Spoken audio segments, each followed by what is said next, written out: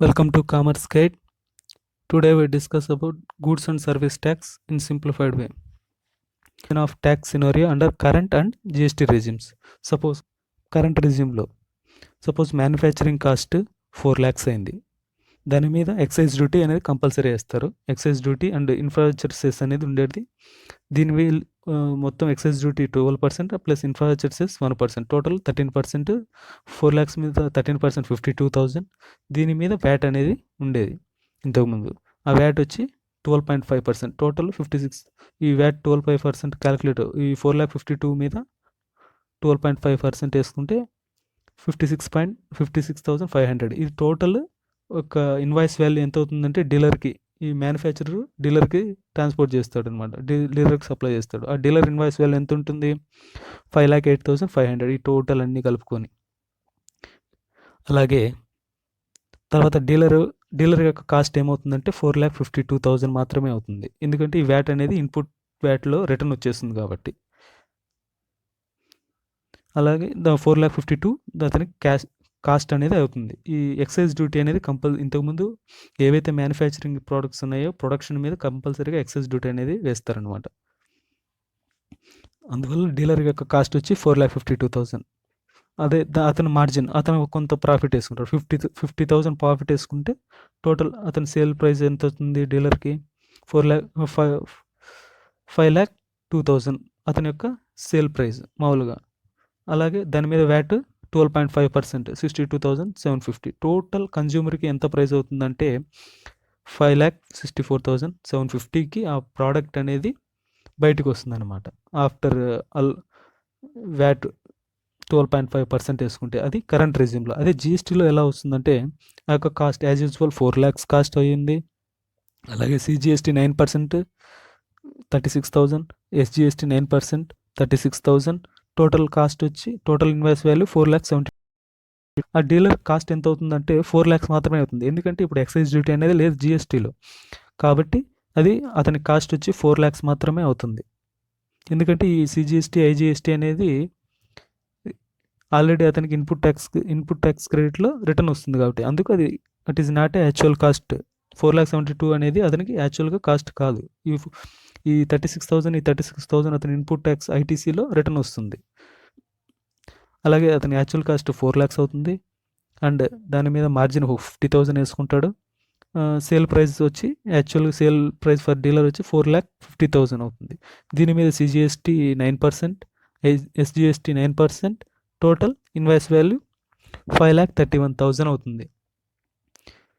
అప్పుడు actual current రెజ్యూమ్లో, అదే ఇంతకుముందు జిఎస్టీ రాకముందు వచ్చిన 5,64,750 రూపీస్ దాని యొక్క ప్రైస్ అయితే, అదే జిఎస్టీలో 5,31,000 బిల్ అయింది. అంటే యాక్చువల్గా తగ్గిపోయింది. ఎంత తగ్గిందంటే 33,750 రూపీస్ అనేది జిఎస్టీ సిస్టంలో మనకు కాస్ట్ అనేది తగ్గింది. ఈ విధంగా జిఎస్టీ స్ట్రక్చర్ అనేది ఉంటుంది current. Next highlights of ITC. ITC అంటే ఇన్పుట్ ట్యాక్స్ క్రెడిట్ అనమాట. మనం ఏవైతే పర్చేజ్ చేసి ఉంటామో, సపోజ్ ఒక బిజినెస్ ఎంటిటీ ఏవైతే పర్చేజెస్ చేసి ఉంటుందో సప్లయర్ దగ్గర నుంచి, వాటి మీద మనం జిఎస్టీ కలెక్ట్ చేసి జిఎస్టీ బిల్ ఉంటుంది. ఆ జిఎస్టీ ఎంతైతే పే చేసి ఉంటామో దాన్ని మనం రిటర్న్ పొందొచ్చు.